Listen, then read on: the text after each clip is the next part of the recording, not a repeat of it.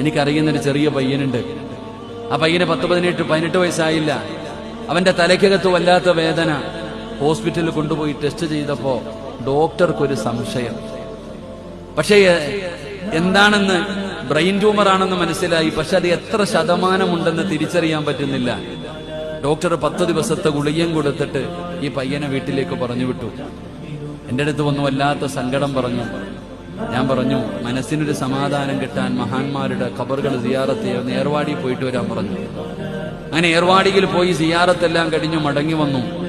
ഞാൻ പറഞ്ഞു, 10 ദിവസം കഴിഞ്ഞിട്ട് ഡോക്ടർ ടെസ്റ്റ് ചെയ്യാൻ പറഞ്ഞിരിക്കുകയാ, നിനക്ക് ബ്രെയിൻ ട്യൂമറാ.